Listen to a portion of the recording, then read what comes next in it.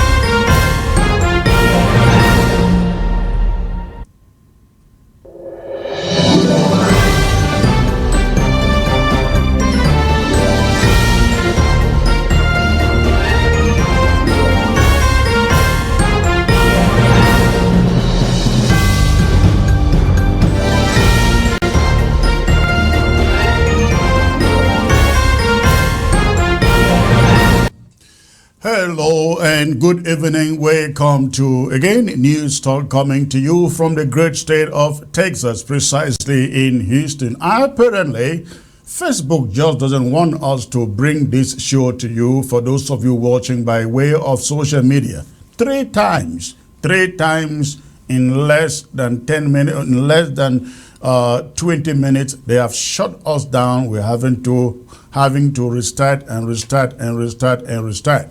We don't know why they are doing so, but they have no option. We will come to you with the broadcast, and even if they shut it down again, I promise you we will bring you the recorded version.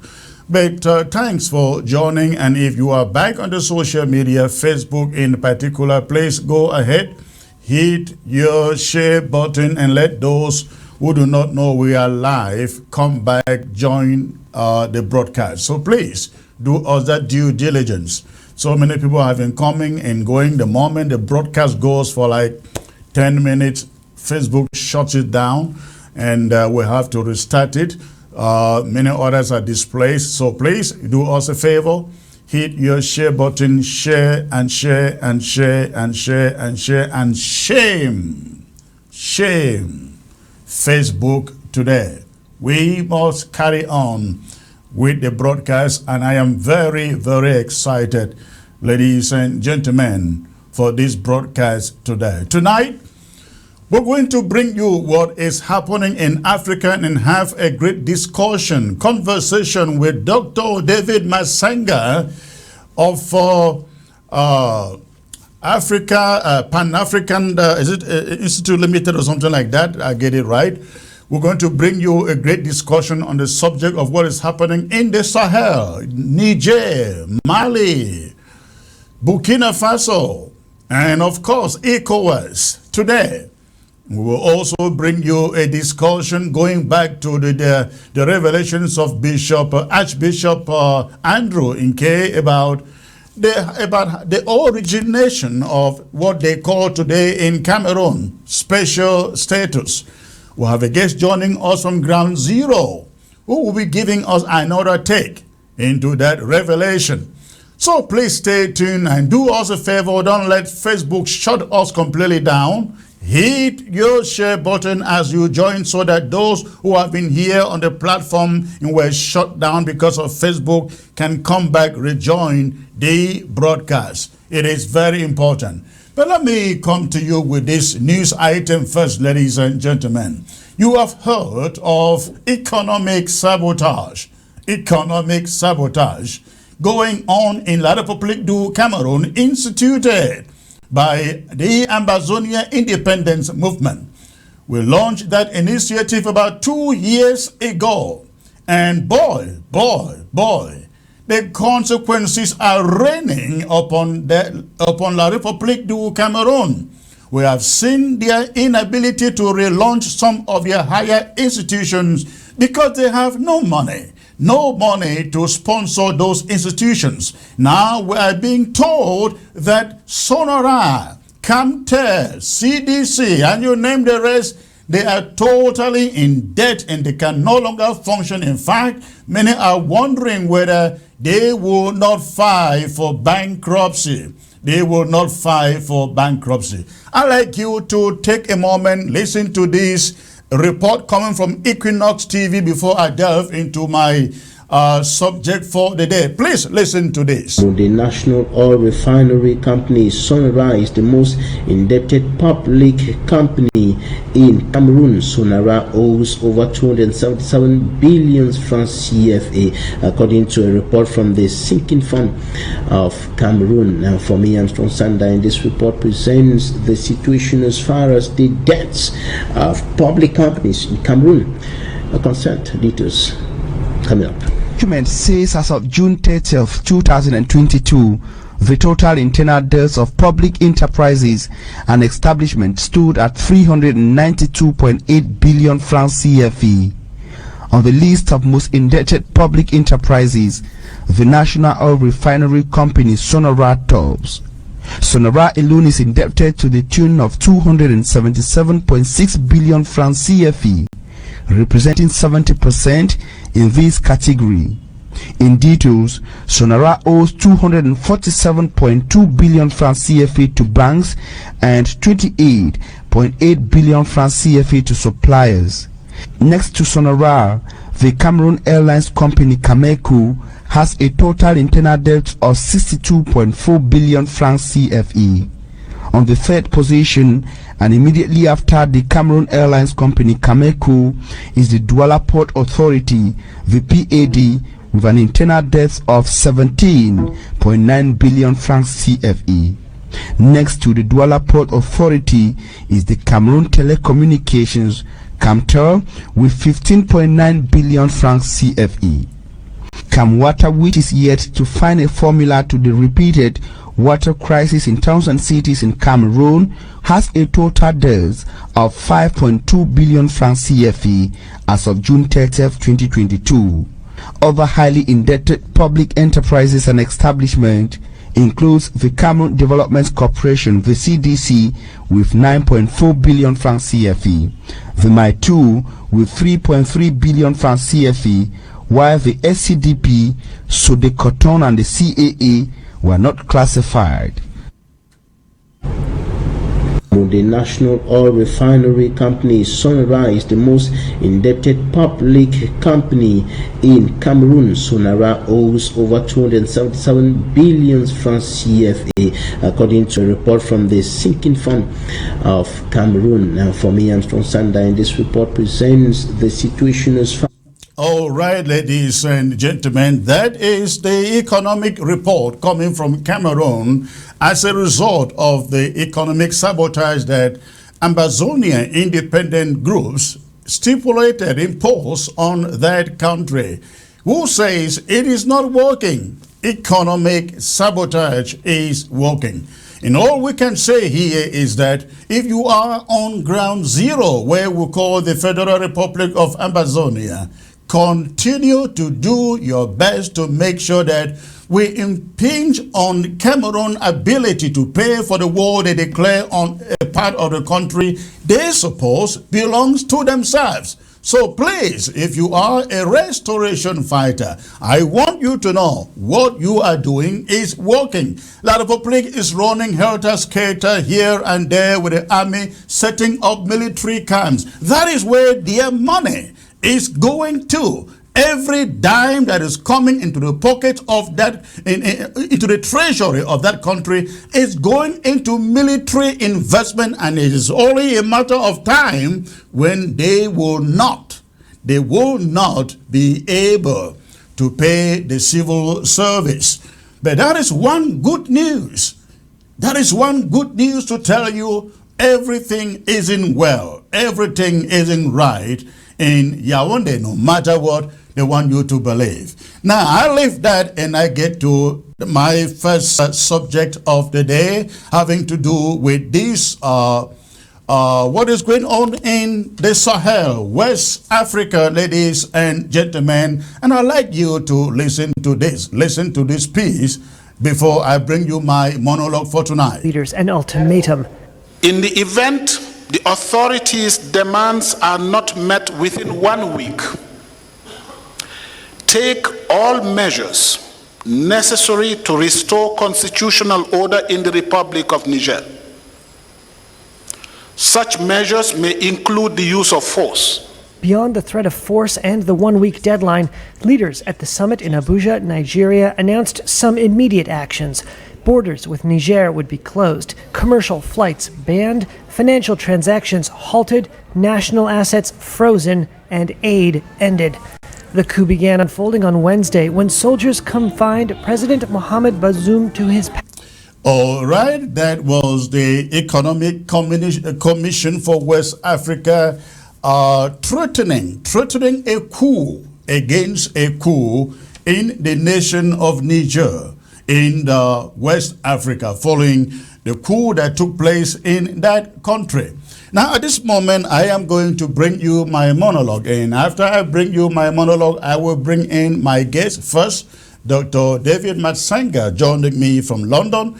And second, Peter Atem joining me from the Federal Capital Territory, where we call Boya. Ladies and gentlemen, continue to hit the share button.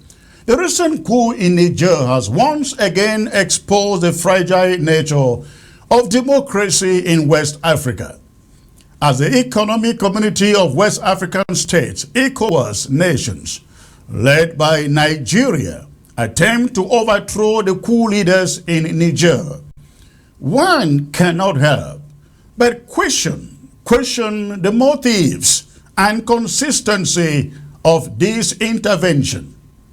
This analysis seeks to scrutinize Ecowas' response to the Niger coup, highlighting the organization's historical inaction in similar situations in Mali, Burkina Faso, and elsewhere.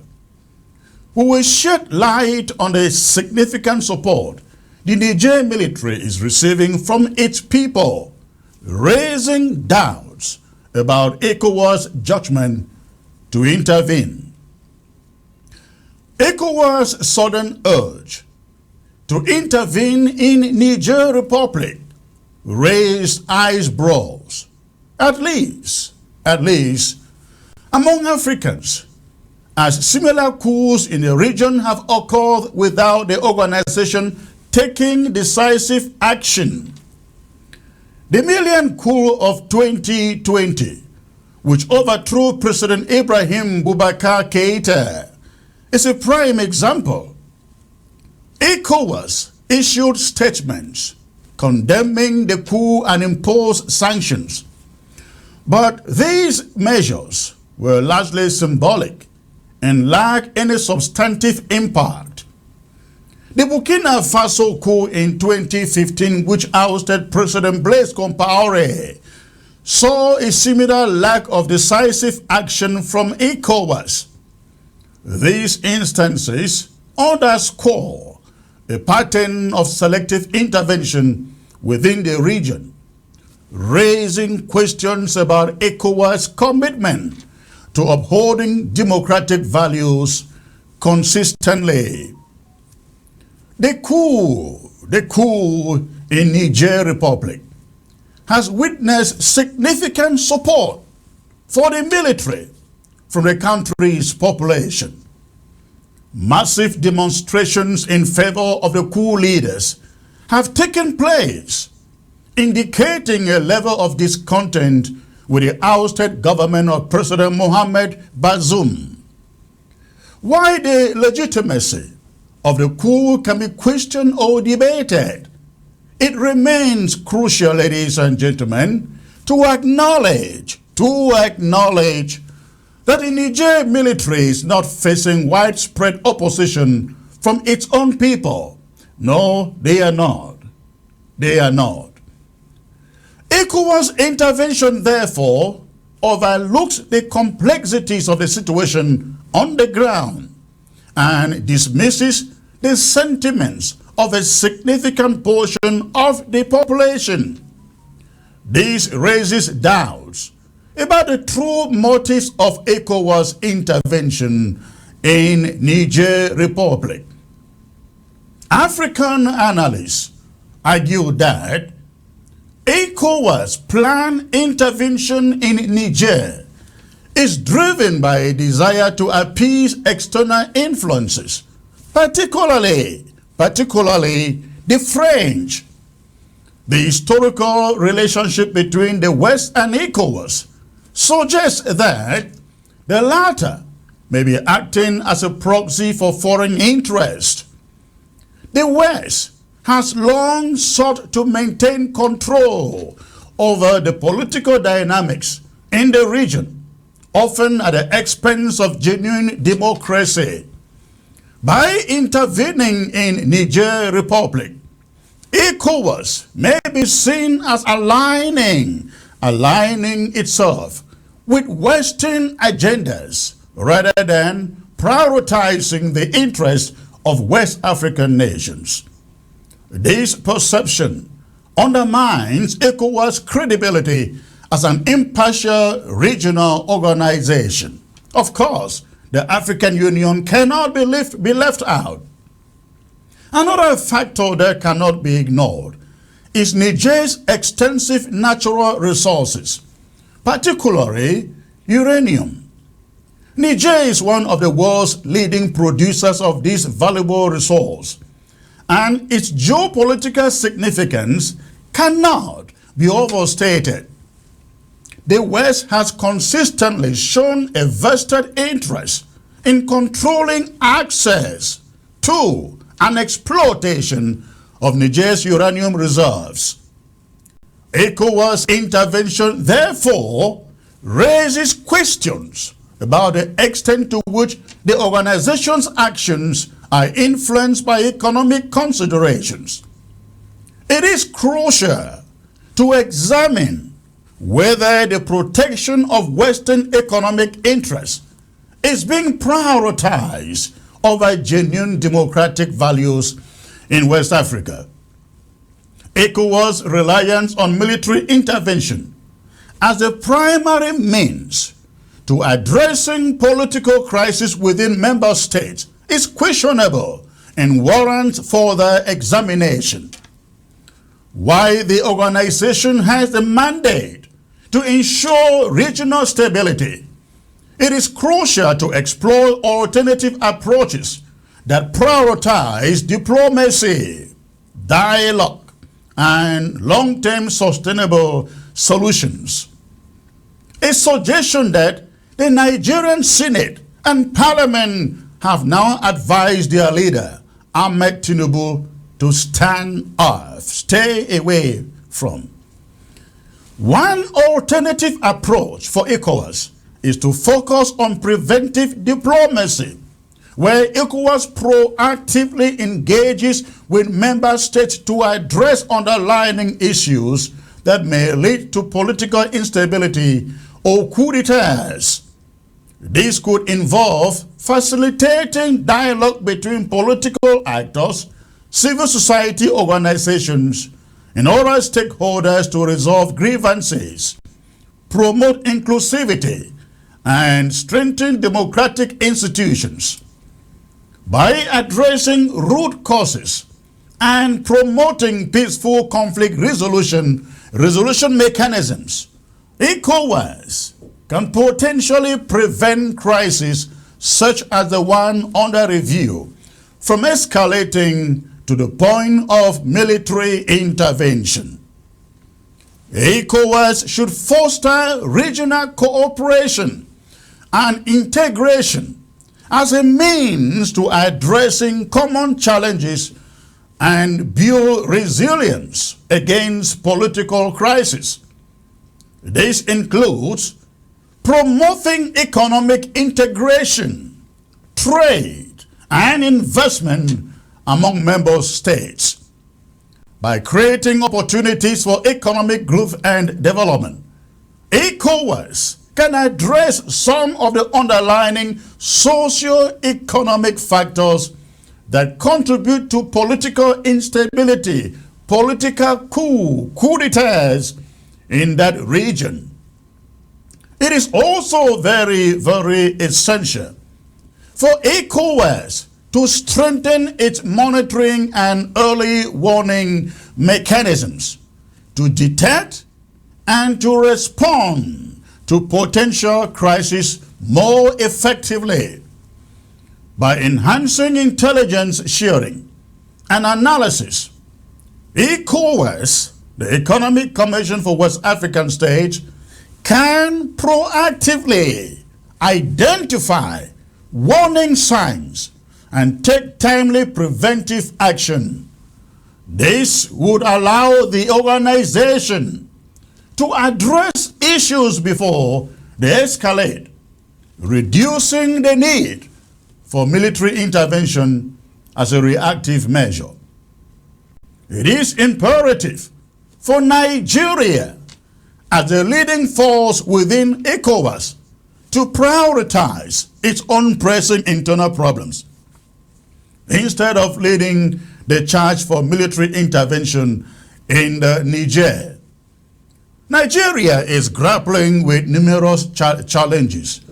Oil subsidy challenges, for example, high inflation, election issues, and widespread socio-economic disparities.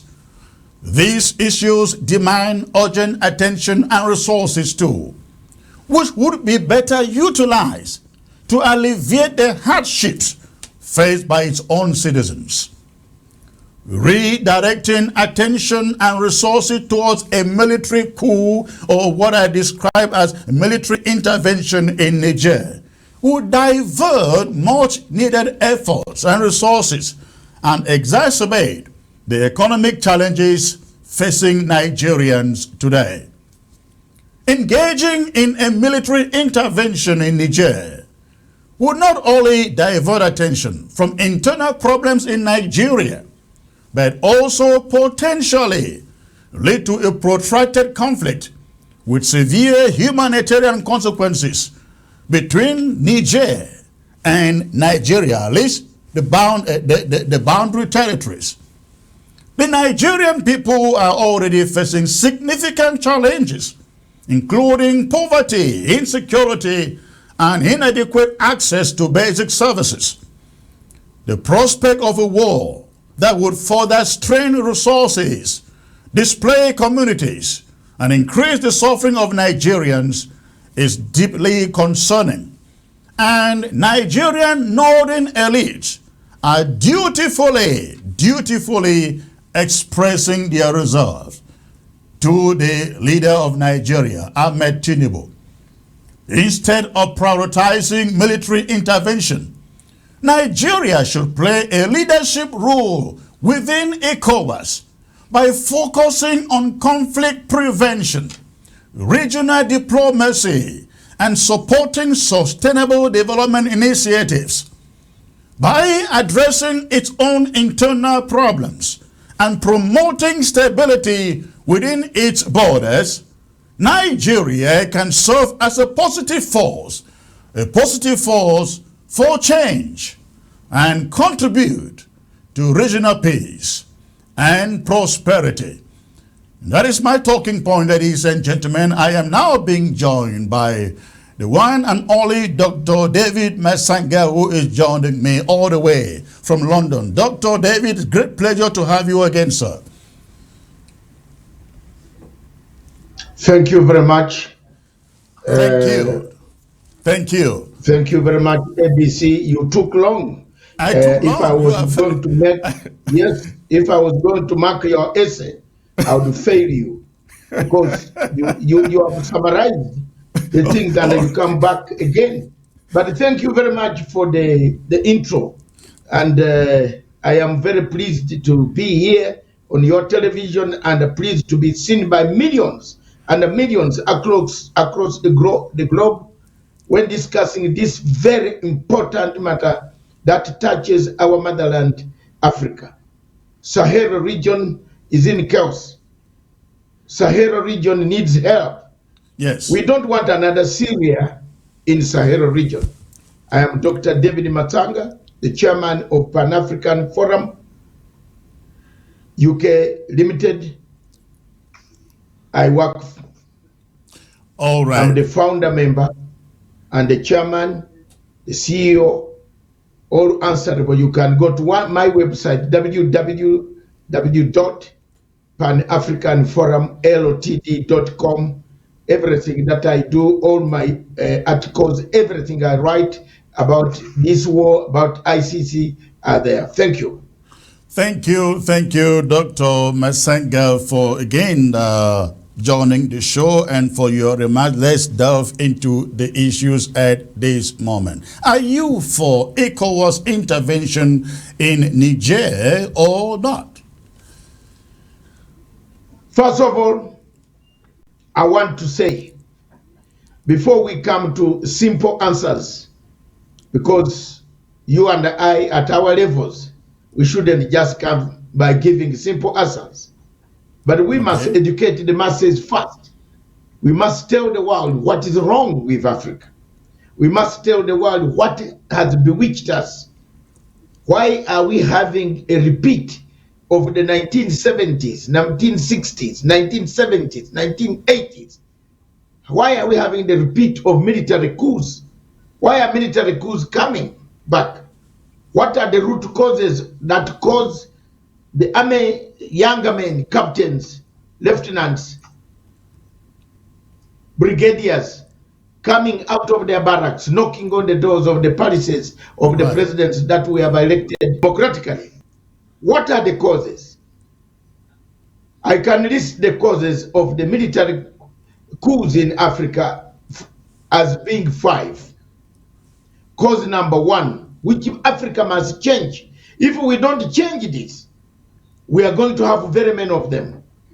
We have very bad constitutions. When you say Africa must change, be specific. Which Africa? Who do you want to change? Is it the leaders? Everybody. System? What is it? Apart from South Africa and Tanzania, the rest of Africa quarrels about elections. Correct. They go to vote. And Doc, I want you to challenge me on this. What is the rationale of going to vote? You go and waste 300 billion naira to organize an election. Then you, after that, you say 7 men or 11 men or women and men seated in a courtroom decide your fate. It means your constitution is fake. It means your constitution is not worth it. Why do you then go and borrow money to conduct an election? And then after that, you tell people you shall go to the Supreme Court. That is one of the root causes of our problems in Africa, because we borrowed from the United States, where you are now. We borrowed our constitutions from United States of America and pasted them on our lives in Africa. So we have a problem as Africans. We pasted a constitution. It gives us to elect people. You go and vote. 94 million people in Nigeria, for example, they vote, they cast their vote, then they enter to court. Why? Why don't we make institutions, electoral institutions, to be governable? Look at Tanzania. Let me educate you. Let me school you on this. Tanzania, there are two things you can do. You can do anything, but you don't go to court after the presidential vote.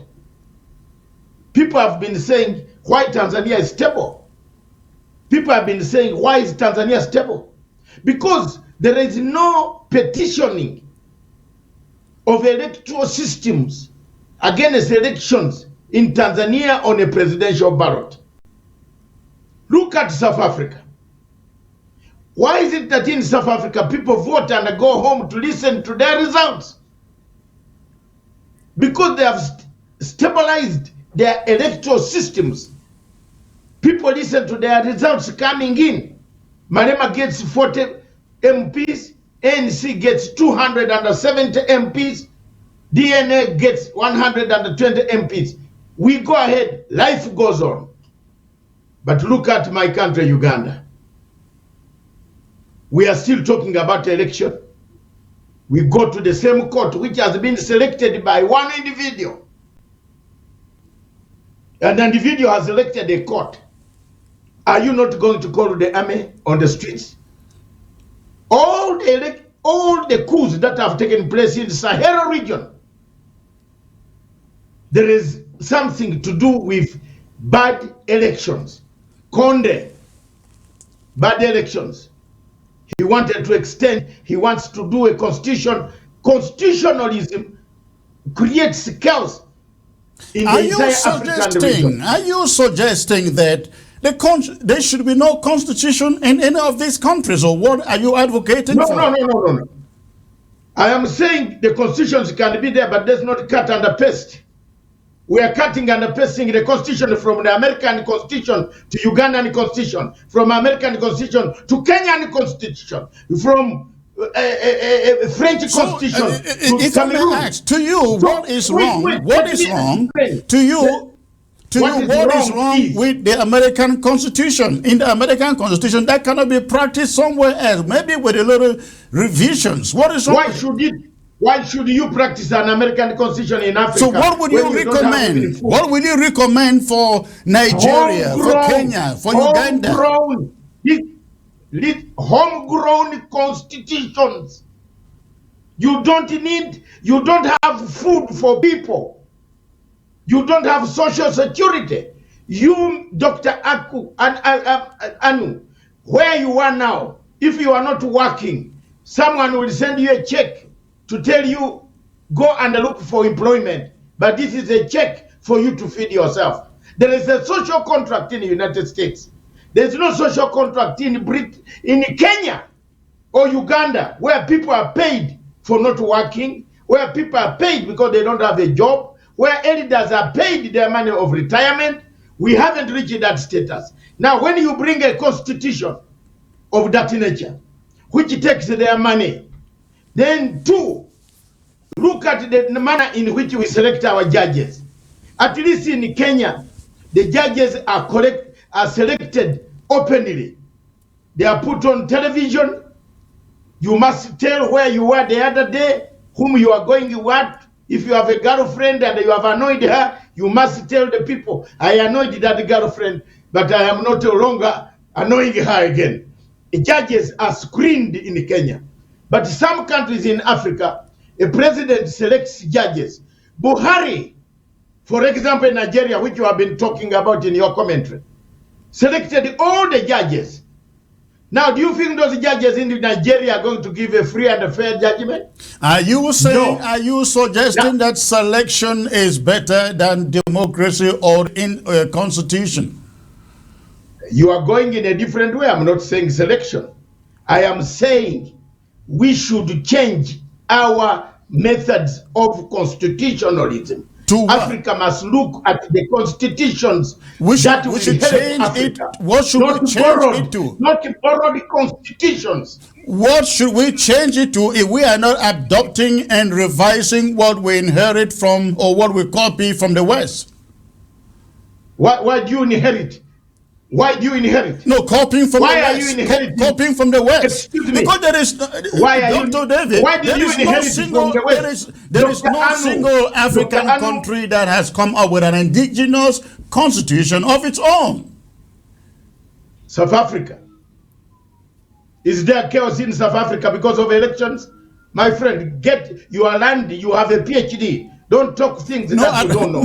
No, I don't have a PhD, Yeah, but no. educated I to don't know want what you to obtains mislead there. people. But We are listen, all South Africa, they educated. still have a South constitution. Africa has. You rather have a constitution homegrown with a proportional representation. South Africa has got a proportional representation constitution that everybody knows the Malema. Everybody knows the UDA leader. They don't quarrel. They have stabilized their politics. The highest number, Dr. Anu, the highest number of MPs that you have in parliament, you make a government.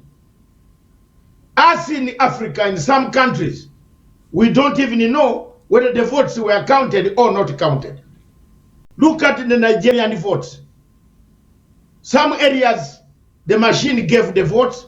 Some area, the machine refused to count the presidential. But that is happening even here in the West, in the US and in London, isn't it? That elections are... No. Please, don't talk about London. I've been in London for 39 years. Elections are never rigged in London. There is no constitutional court that hears a Prime Minister, Tony Blair, losing to Major losing to Tony Blair, going to the constitutional court because he lost over election. No. I've been here 39 years. I've been eating food here. So you, Africa, that's one of the reasons, Dr. N, wait, let me make my point. One of the reasons why we have soldiers knocking on our doors is we shrink the constitutions. We make very good constitutions. We cut and paste them, but we shrink them. Then the soldiers come. I totally agree with you. So the problem. So why don't we make our problem? Why don't we stick to our constitution? This is the problem. The problem is not the constitution. The problem is when elections are rigged. The problem is when leaders come on, swore to uphold the constitution, and when their term is over, they want to change the constitution. What is wrong with the constitution? The problem is with the leaders. Okay. There you are. They want to change the constitution. Why? Because it is a cut and paste. We just cut and paste. Can you tell me where in political science the Plato Republic have read up to the last iota? The books that I've read of Socrates, Aristotle, Karl Marx, where they told you that elections must be held every 4 years. Where? Where did you get these 4 years every day? Where did you get this 5 years? A country like Burundi, the GDP of Burundi is like one businessman in Uganda has that money. But Burundi holds an election where they need $2 billion. Now, why do you hold election every 5 years, wasting $5 billion, then go to court? So we should think as Africans. So I really like to get you clearly. I don't know whether you are advocating against a constitutional system or what are you saying? I am saying I'm not advocating against constitutionalism. I am advocating against our role of going to the Supreme Court after we have done the exercise of of selecting people, wasting 300 billion naira. Why do you go to 11 men, 2 men and 5 women, or 2 men and 9 women, or 9 women and 2 men, sitting in a dark room somewhere, who can be bribed, and they by a stroke of a pen, clear your election? Why? Africa needs to change. So when the soldiers see this, who don't understand constitutionalism, they come knocking on your door. I'm telling you, you look at that. The second reason, Dr. Anu, most of the coups in Sahel region have been a byproduct of bad elections. Most of the disturbances you see on the streets of Kenya, Uganda, where Senegal, where you see Sierra Leone, you saw the army was coming for the president in Sierra Leone. You saw they come out after election. Now Zimbabwe is hot. Zimbabwe is like a potato, a hot potato, heating in ashes. In hot ashes, a volcano is coming in Zimbabwe. There could be demonstrations, burning, destruction of property, elections. So elections are causing coups in Sahel region. Elections are causing coups in the entire Africa. So time has come for us to think, why do we have coups coming as a result of bad elections? Why do we have bad elections? We have bad constitutions. Why don't you use the Tanzanian constitution where there is no 50+1? Where did you get this 50+1? You got it from United States of America and where? And other countries in Scandinavia and France, that you must get 50+1 in order to be a president. Yet in Tanzania, once you get 60% as the presidential candidate, and another one gets 55%, the one of 60% becomes the president of the Republic of Tanzania for 5 years. No court. Stability. All right. Let's drop that. Let's drop that and move to the subject proper. I teach Dr. Anu. I teach students with what we call politics of reference. All right. I have referred you to Tanzanian case. All right, let's move to the problem proper in Niger, where Ecowas came up initially and said they are going to storm Niger to remove the coup leaders. Many Africans have said, no, Ecowas, you cannot do that. In fact, it has been interpreted to mean the Ecowas defending the interest of the West, particularly the French, which is the problem you are discussing here. I'd like to get your take on ECOWAS' plan to invade Niger. I know that plan is now kind of shelved diplomatically, but that was what they wanted. They were set out to do from day number one. Are you agreed that ECOWAS was essentially trying to back the position of the West, particularly the French, considering the economic importance of Niger to the French? Let me tell you, you have hit the nail 100%. I agree with you. I am one of the few people who does not like the French, and I have no regrets for not liking them, because I don't eat frogs. I'm a human being who eats meat, and cow meat, goat meat, and chicken. So I have no problem there. The French have caused us more of this suffering across the whole Sahel region and in Francophone speaking countries. Invading Niger is creating more chaos. You are creating another Syria. What Africa must avoid is to create a Syria where a conflict will end as a frozen conflict. I don't know whether the viewers who are watching us, millions watching us worldwide today on this your television from Texas, from America watching us, whether they know what a frozen conflict is. A frozen conflict is the one like that of Libya of Syria, where there was no agreement, but people did not even win, nobody lost, people won, and they all went away. Russia still in Syria, Turkey still in Syria, America withdrew its troops, Britain withdrew, France, which caused it, had no words, they have nowhere, they have gone back to where they were before. So let's not cause another Syria in Sahel region, in the region of West Africa. And the Ecowas should desist from being used. Ecowas should use two-pronged approach. Wider dialogue, open up dialogue, open up contacts with the generals. Talk to them diplomatically. At the moment, as you show them that this other side is not very good, negotiate with the generals, open up. If Mr. Tunubu, because he goes for medical treatment in Paris, in that hospital that treats his illness, he wants to bring us chaos when Nigeria is already fractured, he's going to have a problem, and the problem could come back to him in Nigeria itself. The entire north of Nigeria, Maiduguri area, Kano, on all those areas, Nigeria is not a state anymore.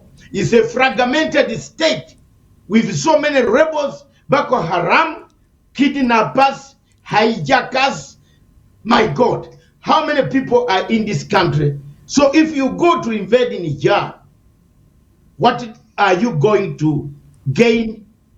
You are making the poor people. First of all, the president that they want to install, we don't know whether he's alive or not. What Nigeria and AU should be asking are these soldiers to show us this man live, to greet us in the world. I'm one of the few people who has been asking the generals. In fact, luckily enough, this afternoon, I got through to one of the men who is in power, and they said they will come back to me tomorrow. I asked them a question. Where is the deposed president? Why are you not showing him on and what TV? did they say? And where did they say the deposed president is? They have given me on my satellite phone. They are going to talk to me tomorrow. They couldn't even, you know, I have a feeling that these guys killed this man on the first site. And they have been doing what we call a PR. And the French and the Americans have been doing PR there. Because once they said the man was killed, you don't know how the country could go to an explosion where people could have a civil war to kill each other. Me, I have that feeling, and that feeling in Dr. Masanga always does not go wrong. I think there is something wrong that this general in Niger did to the former president, because he has not shown us where this man is. Is he alive? And Ecowas, instead of giving ultimatums, threats, they should first ultimatum should be, show us the president. We want our delegation from Ecowas to talk to him. They have not. Why did they, if they have this man, Dr. Enu, a minute, why is it that if they have this president alive, why did they refuse General Abubakar, Abdesalam Abubakar, of the former president of Nigeria, to see this man, if he's still alive? If he's still alive. So Africans, we have misplaced. But you talked to them, and what did they tell you? You talked to the coup leaders, and what did they tell you? No, I talked to one of them, whom I happen to have met someplace in the ICC, and he was a member of one of the lawyers in the ICC who is pro the junta. And he said, oh, Dr. Masanga, we shall come back to you later tomorrow at 3 p.m. I'm waiting. But I'm telling you, from my instincts, the time I've been on planet Earth, 68 years, I feel there is something wrong in Niger that the generals are hiding from the world. If this man is alive, God will help us. If not, God forbid. But I have a feeling this guy is on the first day safety of this guy. Because they are not showing us up to now. They haven't shown us anywhere where he is. And none of his family members is even coming out. At least Gaddafi's children were talking. But this man's children are grown-ups. They are not talking. It means they have wiped out these guys. And that's why they are very worried people.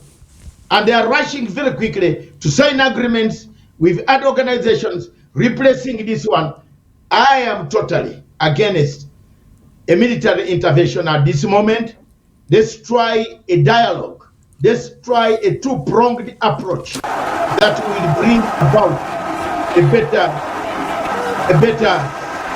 Niger and a better Africa. Thank you. The people of Niger do not care, as you can see in that mammoth crowd that turned out in their national stadium for a rally in support of the coup leaders. Why are you so concerned about the ousted The aim of the demonstration is to show the whole world and the international community that we are 100% behind. I don't know whether you heard me there. I was saying that the people of Niger seem not to care, as indicated by the mammoth crowd that turned out in that stadium in support of the coup leaders. Why are you so so concerned about the ousted leader, Bazoum? It goes back to what I told you at the beginning. People are fed up with constitutionalism. You change the constitution, you fraudulently rig elections. People get fed up with you. I have witnessed 10 military coups in my own country until the last one overthrew me myself. Anu, Dr. Anu, the last one overthrew us in 1985. In 1971, where were you during Idi Amin? The same day I was going to senior secondary school at O-level, 1971. I was going to Manjas High School with a suitcase, a metallic suitcase, at 10 o'clock with my father. And he left me in a taxi to go alone because his name was being mentioned by Idi Amin soldiers in town in Bale that he must report to Bale Barracks. So here we are. And that is, I have seen a coup. So I am not surprised about this crowd, Dr. Anu. I am not surprised about the crowd. The crowd that came to Kampala to celebrate about Idi Amin forgot that Idi Amin will eat them later. They forgot that Idi Amin could take their tongues, slaughter them, take away the tongues and put them in the fridge, thinking that when he eats the tongue, he would become clever as Professor Frank Kalimuzo. He would become clever as the late Chief Justice Chiwanuka Beni, whose body we have never seen up to date. Frank Kalimuzo, whose body we have never seen up to date. So many people, powerful Ugandans, died. So a coup takes place. When a coup takes place, from industrial revolution, the aim of the demonstration is to show the whole world and the international. From agricultural revolution to industrial revolution, Dr. Anu, you are a philosopher. You know very well people celebrate. Those who did not have industries acquired industries. They left the hoes and the tractors and the slashers back in agricultural area. They took industries, they manufactured. So there is what we call people's gain. People's gain brings crowds of that nature. But they don't know that the same animal you are celebrating about is going to eat you very soon.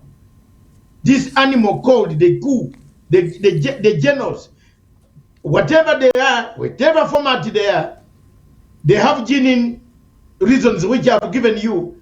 Some of the mismanagement, corruption, mismanagement of governance, shrinkage of constitutionalism, rigged elections, term limits, extension of term limits by some presidents creates coups in Africa. All right. Now, let me ask you this question in regards to African leadership. You will agree that right now African leadership is essentially divided as to what the AU and Ecowas should be doing. In Niger, Burkina Faso, Mali, Central Africa, Guinea, and so on. You find Burkina Faso and Mali, for instance, saying, you set foot into Niger, we will go in with our army and back up Niger. Algeria is saying they're not set foot into Niger. So Africa is essentially divided. Yesterday, Nigeria was ready to lead an army to go in and attack Niger. In fact, right now, Nigeria has shut down electricity into Niger. What do you make of this division among African leaders, the countries? We have always been Liberia and Casablanca. Don't you forget? You have forgotten that? African Union has always had 2 or 3 divisions. Those of Liberia and the Casablanca one, a group. There are those who wanted a quick unity. There are those who did not want, who wanted block by block. Gaddafi came and wanted block, a quick unit of purpose, quickly Africa, like Kwame Nkrumah. Some people in Africa oppose him. We have to build Africa block by block, SADC, East African Community, Ecowas, whatever you call it, all these small places, IGAD, and build it, then come back to the table. So there are divisions, of course, and we have been divided by French. The French colonizer has divided us. The French colonizer has been siphoning our resources. We don't have even resources to do an election, but we call them to supervise our own election. You find Africans calling all observers, giving them badges. Zimbabwe, a country that would have been better by knowing that, calling these same observers who are now, instead of observing, they are telling the people the election is very bad, start preparing for mass action. Stupid people in Africa. We have stupid people, and we have very bright people, and we have very dangerous people. So we have this problem ourselves among Africans. Look at the divisions. We have now come to a theater of a Cold War. A Cold War is happening, going to happen in Africa, especially West Africa, where the French are being kicked out and the Russians are replacing the French. Why do you replace both? You are replacing both of them are foreigners. The Russians are imperialists also. They are coming now to help us. Yes, they have been our friends. Yes, I'm a friend of them.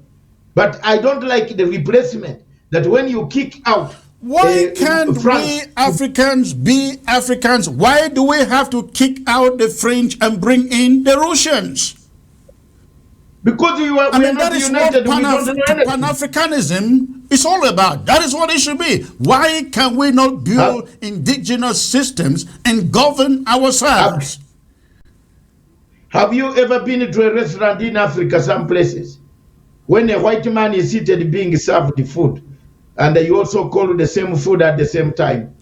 I'm telling you, Mr. Dr. Ano, the food for the white man will come very fast.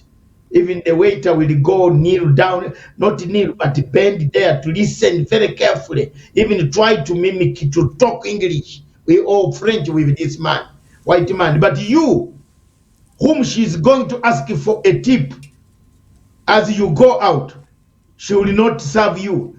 She will tell you, okay, hold on, doctor, let me serve the guest, as if you are not a guest. So, look, if you're asking me that question, I think you have experienced that so many times. Look at your own country, Cameroon. Cameroon is divided between the two. The people of Polo Bia don't want anybody of Amazonia. They kill them, they maim them, they torture them, they rape them, they slice them to pieces.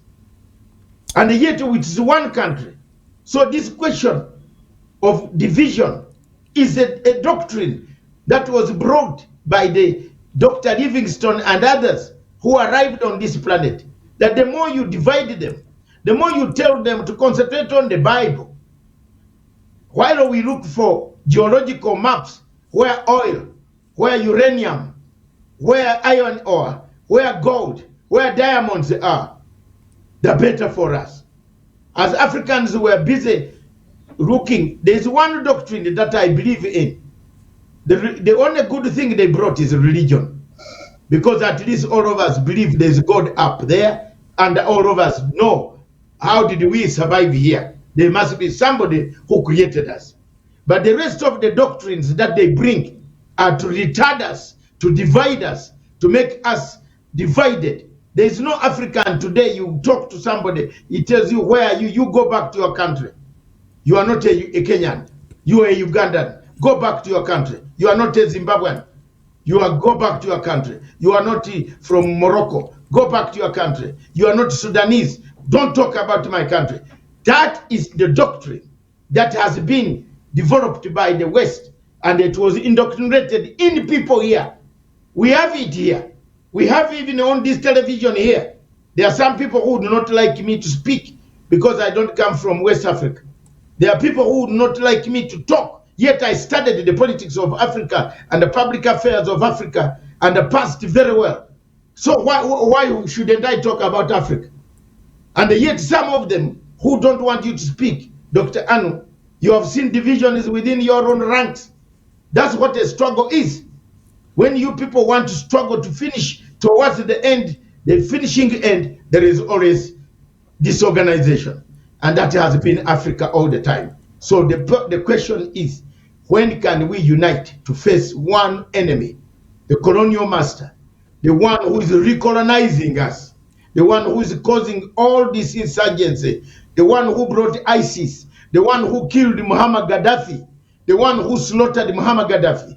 Look at the question of Libya, Dr. Anu.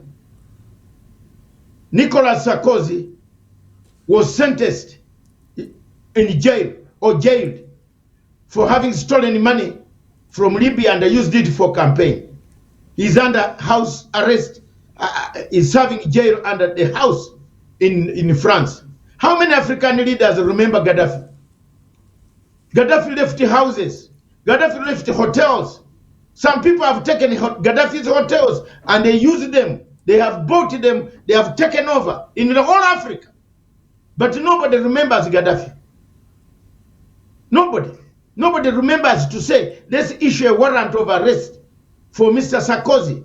When he comes out and he wants to travel to Africa to give a lecture anywhere, we arrest him. Why only Sarkozy? Why not Macron? Why can't they arrest Macron? Easily, he's a current leader. I'm giving an example of the man who led Libya, if you have been following. Macron. Macron is, to me, Macron is not even my firstborn equivalent. So I wouldn't like to discuss Macron. Discussing Macron is like discussing Miriam and telling Miriam, my firstborn, 44 years old, that don't do this, do that. So he's just a juvenile who is moving around the world trying to lecture to African heads of state. Some of them have got grandchildren, and you have a juvenile from France lecturing to you. All right, Doctor, stay put in there. Let me bring in my other guest who is joining me from Boya, where we call Ground Zero. Peter Atem is a civil rights activist in Boya, and I would like to get his own viewpoint on these events happening in Africa, in the Sahel, before I delve into the subject which he is supposed to be discussing with me, relating to the revelations made by Archbishop Nke. Peter, good to have you, sir. Oh, I guess Peter is frozen. Hello, Peter. Hello, Peter. Peter is frozen out there. All right, Dr. Masanga, let me get back to you. Because I think this subject is very, very critical. The French are Africa's problem. And yet, when things like this happen, as we find in Mali, Burkina Faso, Niger, you find African countries who are still standing, backing the French, standing on the side of the French, because the French have said they will, if need be, they will have to invade Niger to protect their interests. And you hear countries like Ivory Coast, Senegal, saying they are ready to back Ecowas at any time, any moment, if need be. And you know they are pandering to the French. What is it going to take for African leaders like in South Africa and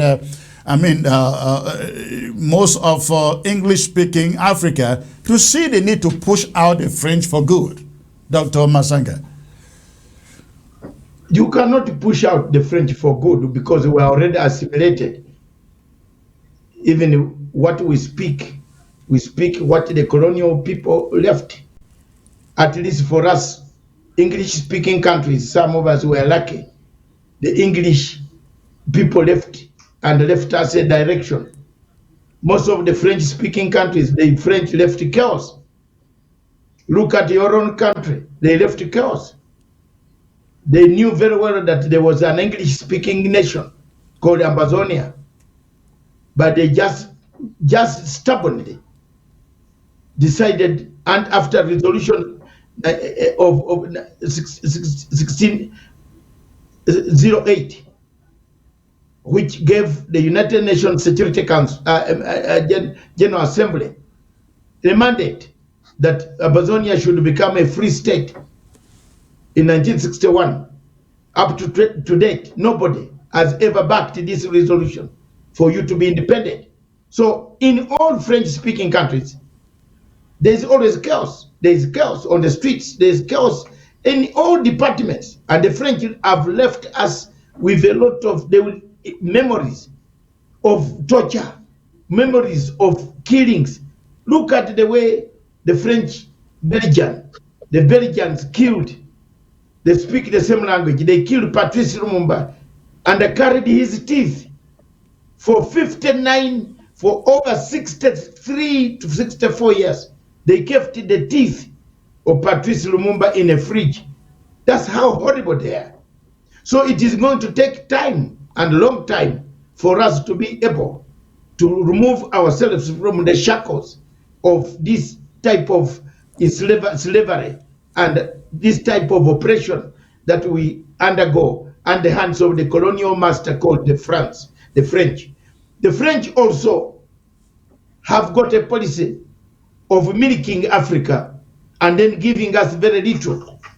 And I'm shocked that when they were playing football, for example, all the black people playing football were from Africa. And Africans were very happy that we are supporting France because they are black people. But when you go to France and see the conditions these black people live in, that's why there is fire in France as we speak. All the streets, all the cities, demonstrations, destruction, fire, setting on fire cars, because the social fabric has collapsed. Where France used to milk uranium, gold, diamond, things have collapsed. They have been sacked away. They have been sent out of Mali or Burkina Faso, Guinea-Conakry. Niger has threatened to throw them out. They banned their embassy. Why is it that the American embassy has not been banned? But the French embassy has been banned now in Niger because they have very bad policy. They collected the money, they don't give it to us. They give us little. If they have collected 10 million, they give you 300,000 francs to use. And they tell you even how to use it. So most of the people, you can imagine that Niger produces 100,000 metric tons of uranium in the last 40 years. But only 3,000 metric tons have been beneficial to the governments that have been in Niger in the last 40 years. While France takes this uranium to go and manufacture electricity, to manufacture their nuclear weapons, to light their country, and back in Niger, it depends on the power, electricity from Nigeria, which has cut off. And now we are back to normal, where we are in the old Stone Age. So the French are not very good people. There are people who teach you and they teach you and tell you we have not finished with you.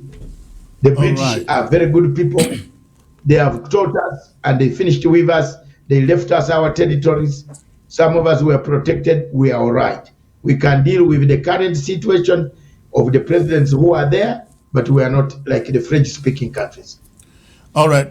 Thank you. Stay put in there, Dr. Masanga. Let me bring in Peter Atem, civil rights activist, joining in from Boya to weigh in on this a little bit before we move on to the next subject. Peter, sir, thank you for joining the broadcast. I hope you can hear me now. Hello, Peter. Hello, Peter. Hello, Peter.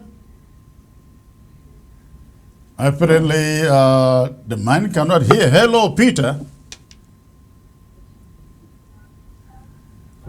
I don't know what is happening with his sound system over there, but we will bring him back on. We will bring him back on. Dr. Masanga, let me get back to you.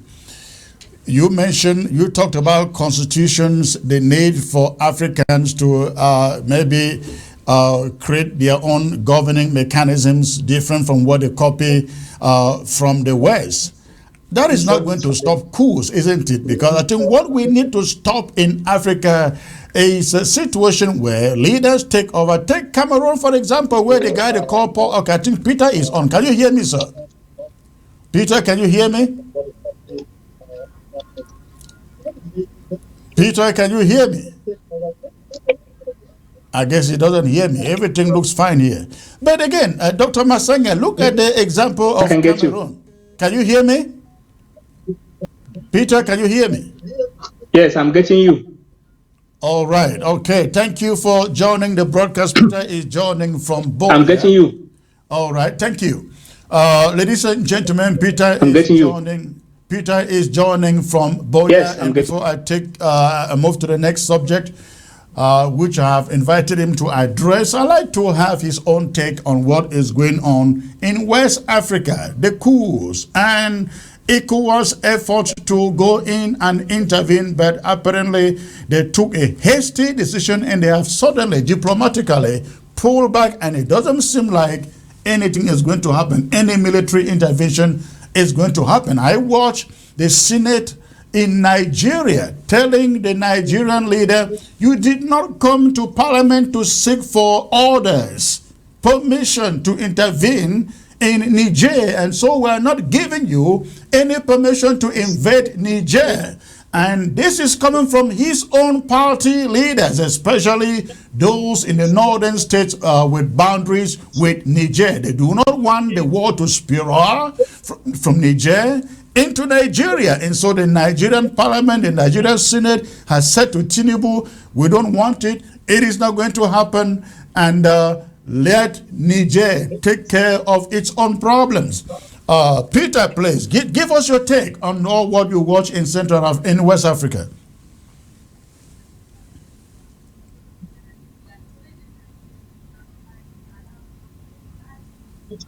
Peter, you are not hearing me. It appears you are not listening from your gadget. I have the impression that those who are in power, yes, those who are in power in most of Africa, they are not taking note of what is happening, where Africa is going. So it is difficult for them to adjust. They are late. They are coming from behind. They are, it's some kind of that primitive idea that they must dominate power. They must sit there in power. You can't sit there and immediately take a decision that you go in the country. It is diplomatically wrong. They should have considered it, because the power rests with the people. That is where power rests. Leaders think they can always manipulate the people. That time has passed. This seems to be another win that the kind of wind that passed through Africa in 1990s and so on. What are you hearing in Cameroon about the situation in Mali? What are the people saying back there in Boya?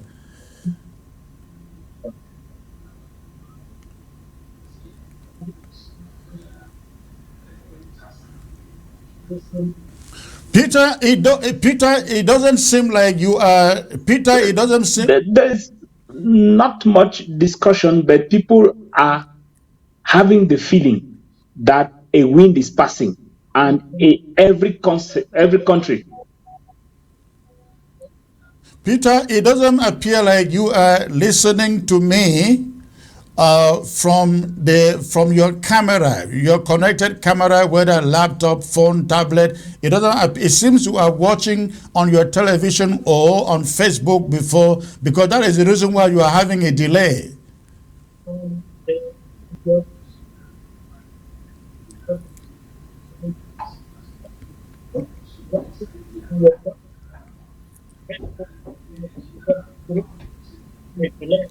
Yes, there's a delay. I don't know what I should do.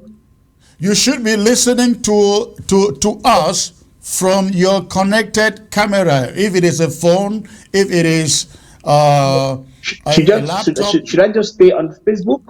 No, you should not be listening on Facebook. You should be listening on the gadget you are using to connect to us. If it is laptop, if it is phone, you should be listening on that phone, not on Facebook. All right, why you try to do that? Yes, I'm using my. Yes. Yes, I'm using my phone, but the sound is not coming through on my phone. Check the volume then. Check the volume on your phone, on the phone you are using. Check the volume. It may be muted. All right. While you do so, let me get back to Dr. Masanga. I am using my phone, but getting any sound from your end in my phone. Are you hearing sound on your phone?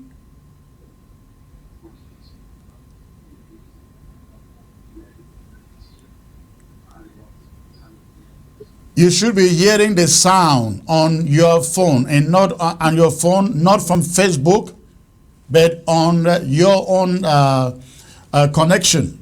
All right, try to adjust that.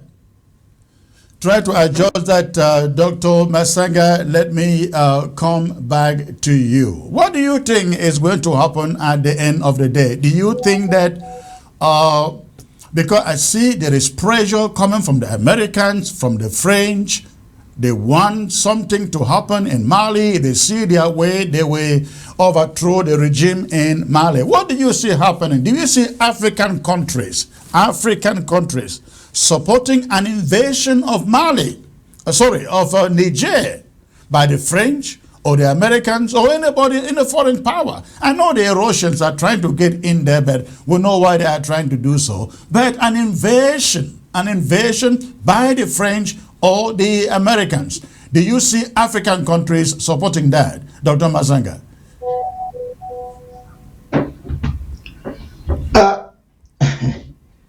Let me tell you, African countries to support what? To support Ecowas or to support Niger? Supporting the idea of the French invading Niger. No, nobody will ever. No. Let them try. We watched Libya. We watched Libya go down, but we are not going to watch Niger go down Libyan way.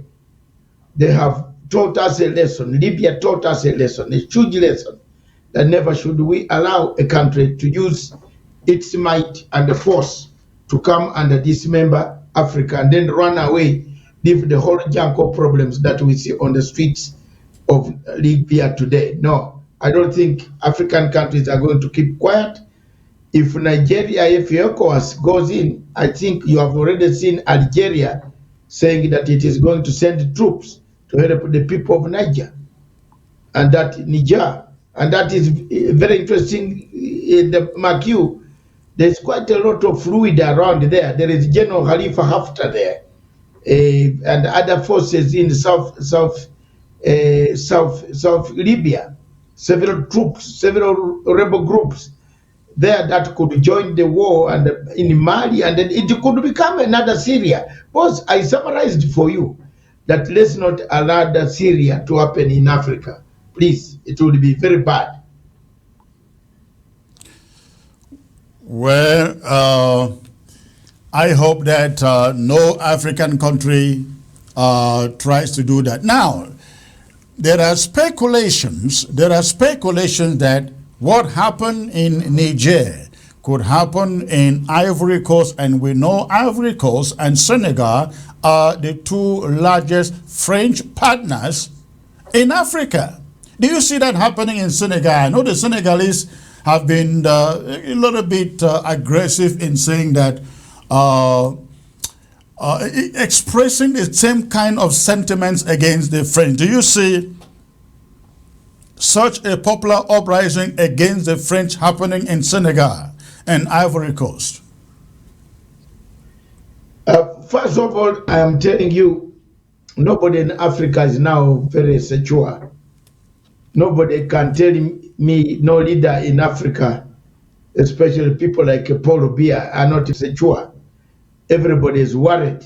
People wouldn't like to make any mistake that could bring these younger men with their uniforms on the doorsteps.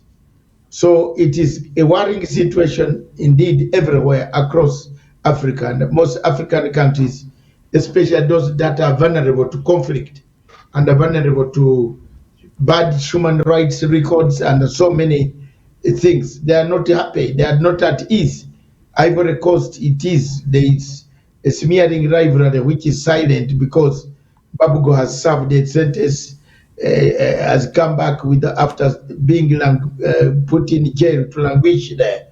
And that is very silent poison there.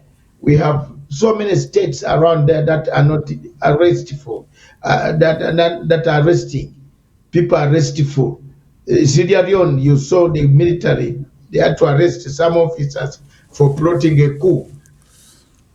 Nigeria itself looks fragile, and you never know who can knock on the door because there are so many things that have gone wrong. The fuel subsidy, the things that people are looking for are not there, the high cost of living, and all these add up to one serious direction that anybody in power in Africa must first of all look very organized. Otherwise, it could be very bad. Dr. Eno, as I end there. All right, all right.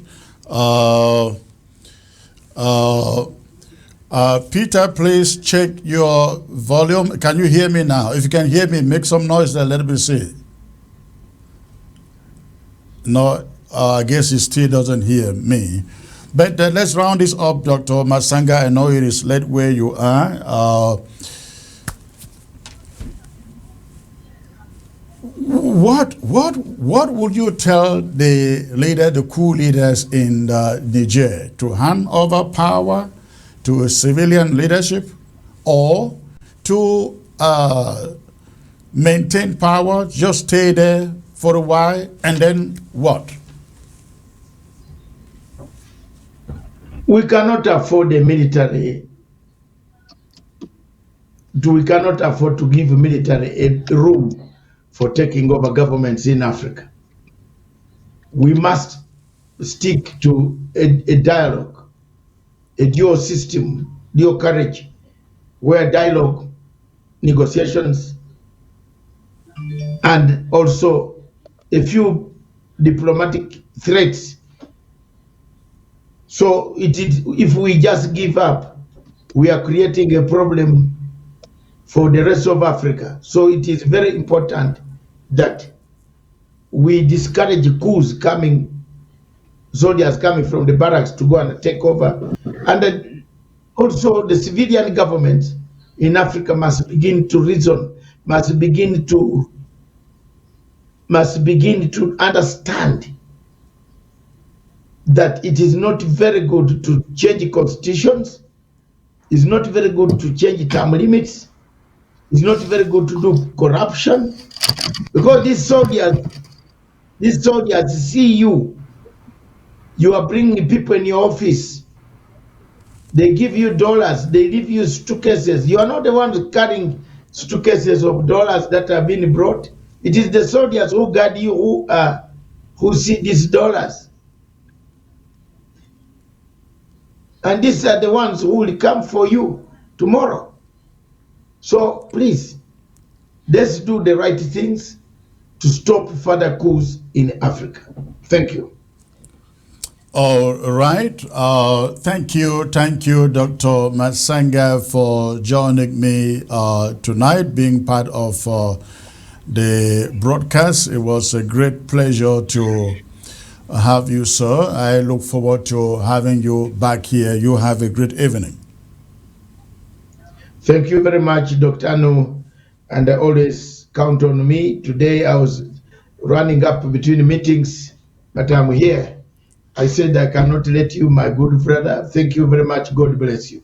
Thank you very much, ladies and gentlemen. We're going to take a short break out here, and when I come back, I take you to Boya, where Peter is now connected and can listen and respond instantly. So please stay put. Do not touch your remote as I come back in 1 minute. In 1 minute, I should be right back. Don't touch your remote, please.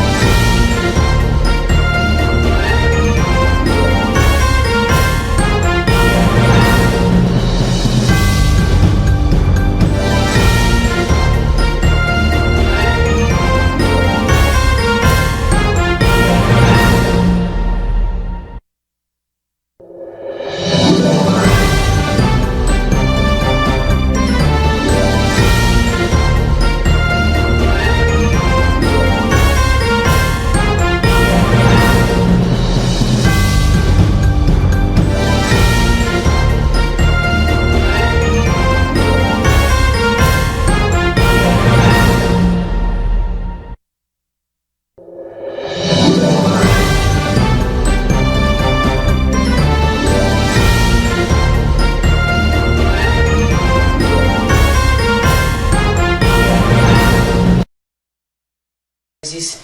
You were seen in several occasions advocating for peace. You also led the caravan. I did a 2-hour interview with Radio Evangelium of Mamfe to explain to the people what had happened in the dialogue. What happened? When we went in for a grand dialogue, I must be clear to you, the bishops of this province had already put out a memorandum to the Prime Minister in preparation for the dialogue to stand for federation. We said federation. And this is how we went into the dialogue. Now, this is what I want to explain to your televiewers. Right. When we went into that dialogue and we started talking, this was still the opening of the dialogue. It was Chief Late von Mukete who got up and he made an analysis. All the videos are still there. Von Mukete started by saying that the position of the Southwest was that they don't want to have anything to do with the Northwest. And that if they are talking about federation, the Southwest position was that they didn't want any federation as long as that would have them to do with the Northwest. We were all in this hall. And Mukete went back to history to analyze the divisions and the disagreements between Southwest and Northwest. And that federation on condition that Southwest and Northwest are not together. Now, when he said this was the position that the Southwest brought to dialogue. And the Southwest said, 10-state federation.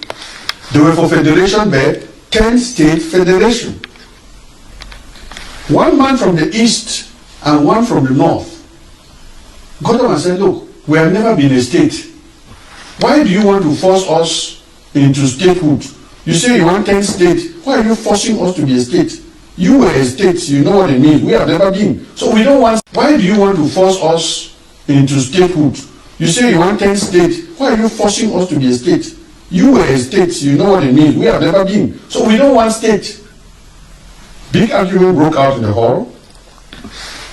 And in the end, it is some lawyer who got up and went back to the Constitution and say, okay, with these arguments, there is provision for special status. Okay. So let us go back now to this Constitution and see how this special status can help Northwest and Southwest remain a little bit independent, but at the same time, not within the Federation. This was a compromise position that came out of the dialogue because the Southwest position was that they wanted federation but nothing to do with the Northwest. These are clear facts of history that we lived through in the Grand National Dialogue. So now people are arguing, oh, they want federation, they want this and the other. We sat in that hall and this is how the word special status came about. This is something that we can say is the fruit of the dialogue. And since then, what I think is that the decentralization process and the process of the independence or the autonomy of the regions has to be hastened. We are doing a lot of talking and very little is happening practically. The regions should be empowered and the regions should be able to take their own development into their hands. Then this problem will take a different dimension. This is the fruit of the dialogue. Okay. And so we cannot say nothing happened in the dialogue. And I want this history to pass very clearly how special status came about. Because of the disagreement that occurred in the hall between Northwest and Southwest. This is how we quarreled in the hall. It was a very big quarrel. Since I am a man of many worlds, I unfortunately found myself between the Northwest parliamentarians and the Southwest parliamentarians. So I was the one who was almost dividing the fight in the hall with Bishop George Nko. This is the reality. So people just come and enter the story in chapter 3.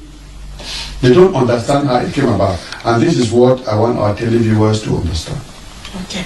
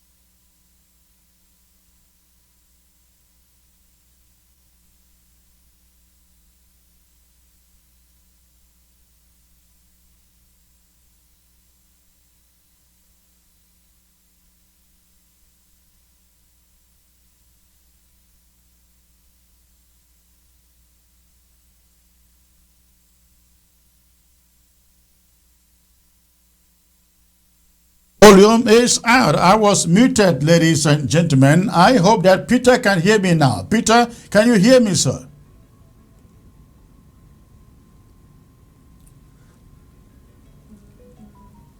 Okay, Peter can hear me now. All right. Thank you. Thank you. I was muted. Yes, my apologies. All right, I will come back to you. Let me get back to you, Peter. You listen to the statement there by Archbishop Nke. You watch that clip and you send out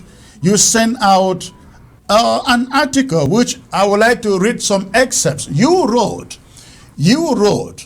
on the whole, Bishop Andrew's comments only confirm the view held by the majority of Cameroonians and a vast swath of international opinion that a national dialogue was conceived and designed as a masquerade, a sham, a waste of Cameroon's resources, which failed to attenuate the standoff between the Anglophone, I mean, I'm using your own words, the Anglophone population and the regime in Yaoundé.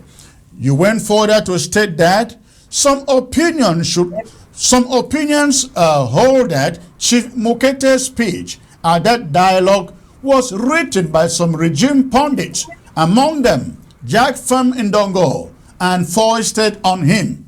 Unfortunately, you say, all our prelates, the bishops, the moderator, and most other religious leaders have allowed themselves to be manipulated by the government machinery, and they no longer serve as a conscience of the society.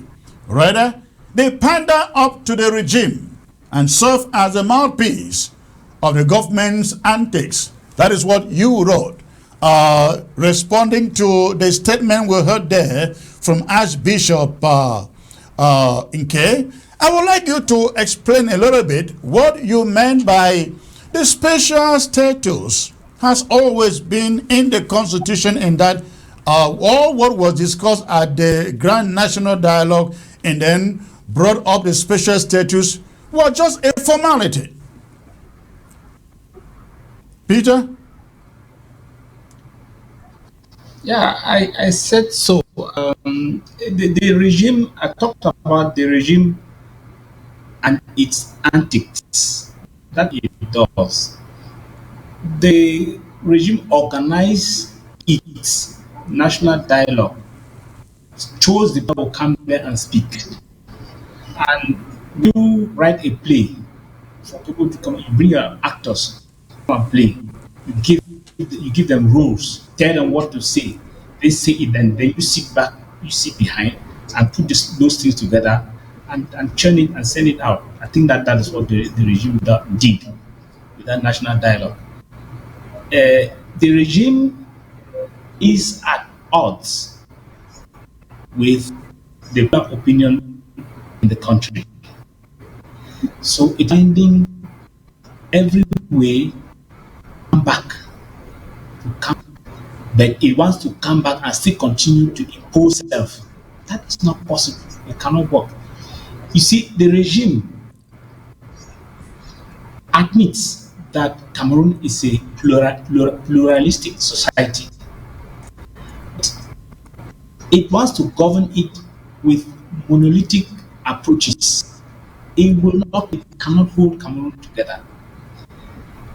You see, all that happened in that national is what is called state capture. And state capture has many roots.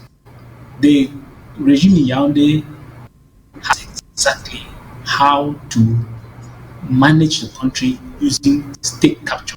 They have a video of one member of the regime who actually for about 7.5 minutes describing structure. The regime captures everything. Now, all know. Let me explain state capture a little bit for your audience. Can I go ahead, Chris? Yes, go on. When this conflict erupted around end of 2016 and the beginning of 2017, I think it was in February, early in the beginning of the conflict, sometime about January or end of December 2016 or January 2017. Barrister Akeremuna was invited to a panel at the BBC World Service. That program was hosted by Zainab, at BBC. Topic of discussion: state capture. Is discussing capture itself in several countries, and Barrister was talking that of Cameroon. You know, Chris, that in countries in Africa, in many dictatorships around the world, the of power, which is the legislature, the judiciary, and the executive, they actually has total control over the legislature, and the parliament is just a rubber stamp.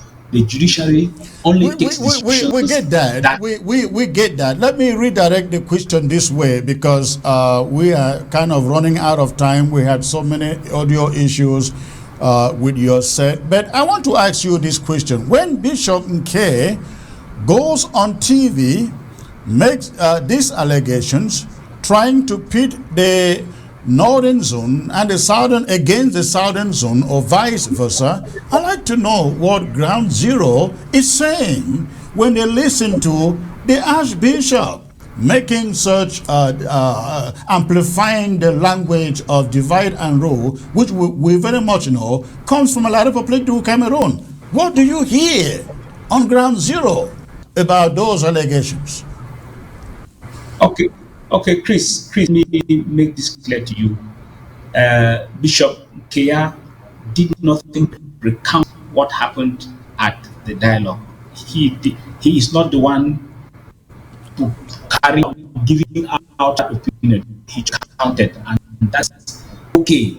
I mean, But the point is, as you have said, if he win to such kind of rhetoric, it does not help Cameroon. That divide and rule rhetoric, which does not help. I'm really wondering if Kanatumi were here, what would he have said? If Kanatumi was given a particular interview from that give, what Kanatumi have said? You just have the kinds of things that come to mind when you listen to this kind of thing. That thing about Northwest, it is just a play that is set up by them. And we fall for it. Phones fall for it cheaply. It don't help. When you say the Northwest never to the South, it is simple. You share boundaries with some people and you say you will nothing to do them. It's impossible. How can you say that? And the South should be those of them who continue to carry out such things. They are the people who attack the separatists for saying that the Southern Cameroons will never have anything to do with La République de Cameroon. That is also, it is a thing. Those Southwesterners were saying that they don't want to have anything to do with the Northwest. They are the same kind of elements who are saying that the Southern Cameroons will never have anything to do with La République de Cameroon. Once you share boundaries with some people, you cannot say you will not have anything to do with them. What you need to do is to construct the relationship and know how to manage it. That is what must happen. That is what must happen. And we are saying federation takes care of things, decides what kind of relationship there should be between who and who. Federation handles all that. So instead of propagating that kind of rhetoric, I advise all Cameroonians to have a global mind, to have a mind that is open. It is not what Southwest people are saying.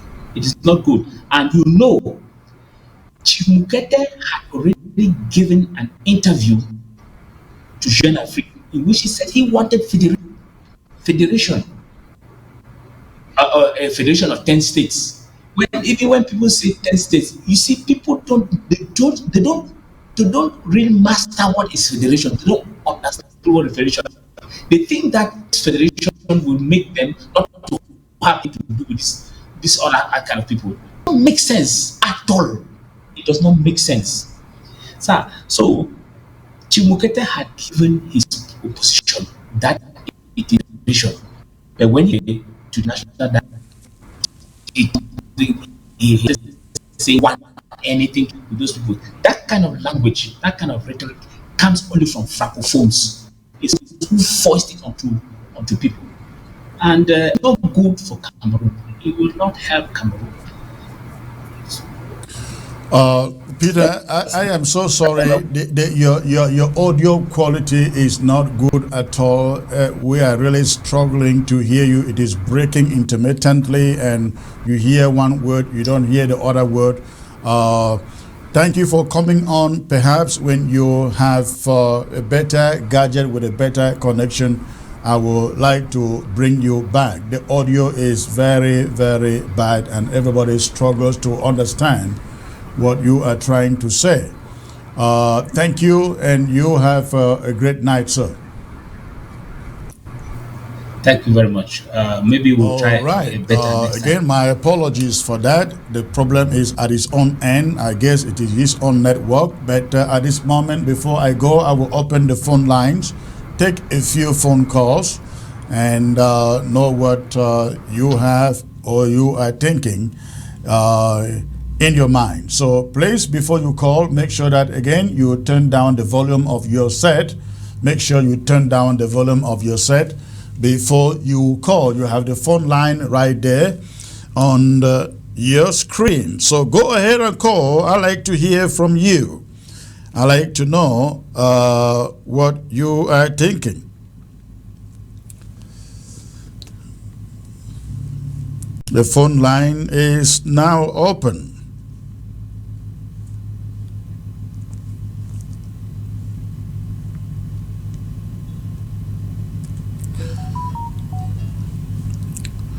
Hello. The phone line is now open. Hello. Hello, sir. Yeah, good evening. Good evening, sir. This is Candida calling from, is it Norway or Denmark? Yeah, calling from the Scandinavia. Scandinavian. Okay, what is in your mind, sir? Please, can you turn down the volume in your background? It's interrupting this. Yeah. And focus on your phone. Yes, that's correct. Can you hear me now? Yes. Okay. I just want to make a contribution to the show. First of all, thank you very much for the effort you made to bring back the show, which we missed on Monday due to technical issues. And also like to appreciate Dr. David Masanga for actually turning up, despite the fact that he couldn't make it on Monday, but he still turned up today. Thank you very much. Unfortunately, we are unable to get Peter clearly from Ground Zero, so it's very unfortunate. That notwithstanding, I just wanted to make some contribution to what Dr. Masanga was saying. He made some pertinent points regarding the situation in Niger. Like when he said that the first thing is ECOWAS and the international community were supposed to first of all find out where is the ousted President Bazoum. That was the first thing they were supposed to establish. Where is his family? And if he's not dead, then any attempt to invade Niger by any foreign force, the military will surely kill him before the foreign intervention arrives. So which means that by the time you even go in and you overthrow the military, you probably don't have anybody to put back in power. But the fact that the ECOWAS and other foreign intervention are not asking of Bazoum, it means therefore that their aim is not actually going to install him in power. Their aim is to go to destabilize the whole region. Because if their aim was to install him, his safety at the moment could have been their primordial concern. That said, Nigeria and ECOWAS is trying to do the dirty job of the West. That's what we see, especially with France behind the scene. And this takes us to the days of apartheid in South Africa. It's alleged that during the time of apartheid in South Africa, the minority white government that was ruling over the majority black people was given international embargoes. But unfortunately, they used Omar Bongo as an enabler or a proxy to get whatever they wanted from the international community. Omar Bongo was going out there, get things in the name of Gabon, ship them into Gabon, they smuggle the things into South Africa to support the white minority. This is to say that, like Dr. David Masanga said, we Africans, be it at the level of leadership, be it at individual level, we need to stand up and start protecting ourselves. Because there is no way these Westerners can get to us if they don't have one person among us who can act as an enabler. So we need to stand up and start fighting for ourselves. Like what is happening now in the Sahel, I would probably call it, this is kind of African Spring. Just like the Arab Spring came and passed.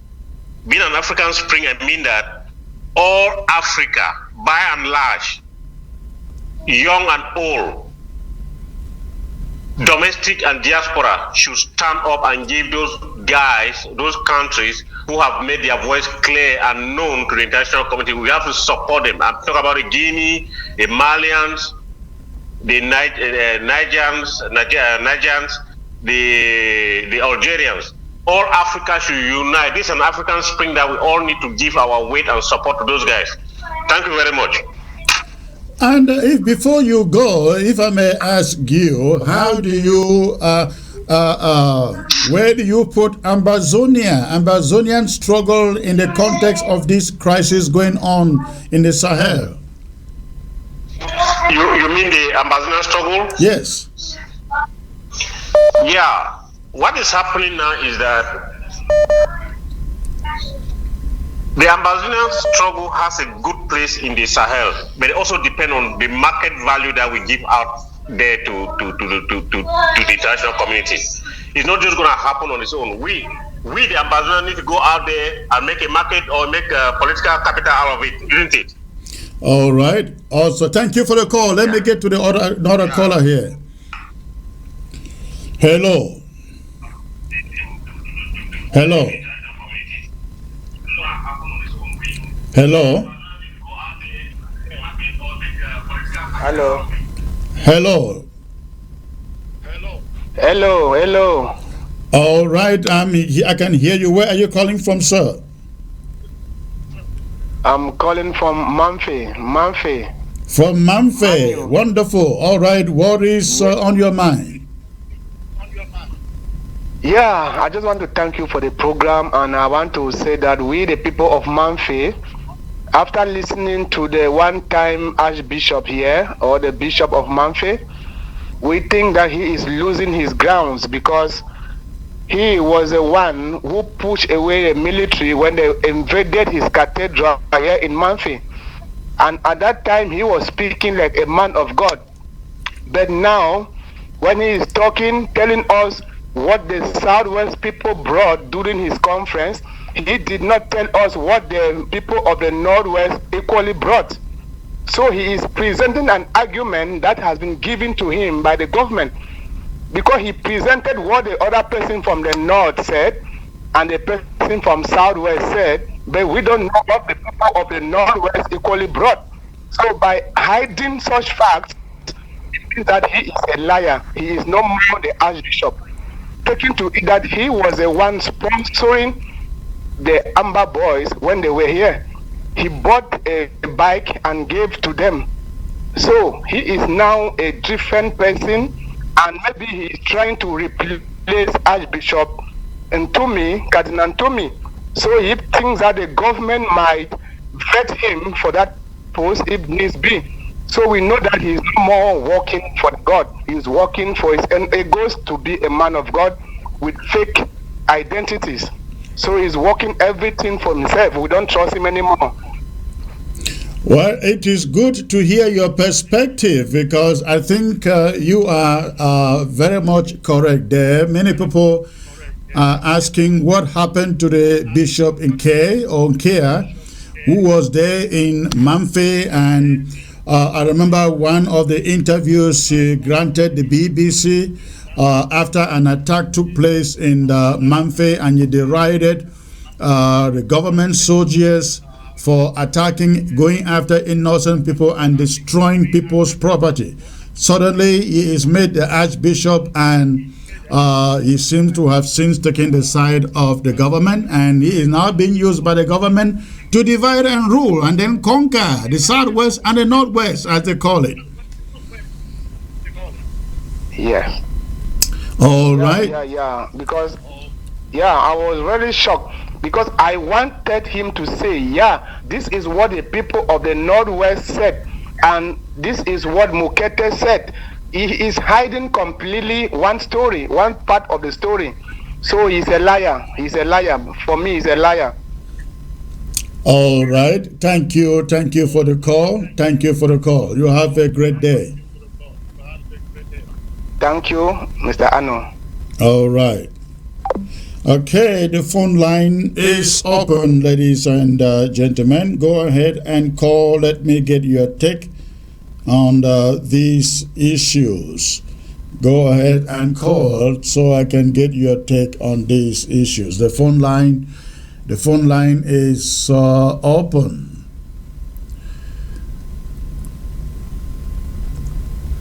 All right.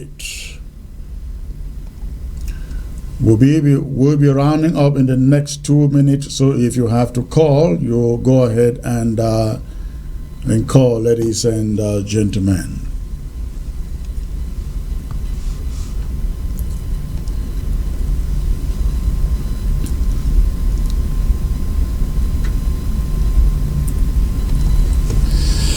All right, in the absence of any call, I would like to remind all of you, I shall be back here next week with a very special presentation on the subject of a conference that is being called for by a masked group. I'll get back to that. Let's get this caller in here. Hello. Hey, Comrade Chris, Mr. President, good afternoon. How are you? Good afternoon, sir. I'm doing great. Good. Yeah, thank you for taking my call. I want to thank the panelists that joined you this afternoon, this evening. So, with regards to the topic that you treated with about how France has been exploiting Africa, there's this book called, let's see if I can get the name of it. How Europe Underdeveloped Africa. Is that the one? There's that book, and there's also a book called The Looting Machine. Okay. And inside that book, my brother actually shared this with me the other day. Inside that book called The Looting Machine, they talk about how France has been getting uranium from Niger for the past 40-something years, 40-plus years. Oh, yes. I have been listening to the news for the past days, and every major news network says France has France gets 15% of her uranium that power its nuclear electricity from Guinea, which is why the French are really mad right now, because unless they have a stockpile, they are going to be very soon run out of supply. Yep.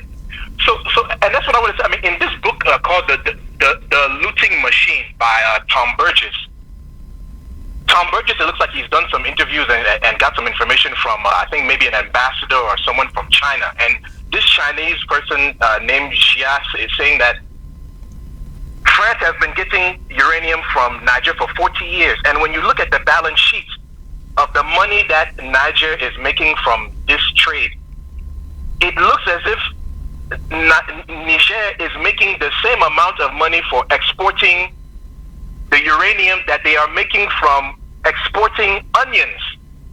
Can you imagine that? Yeah.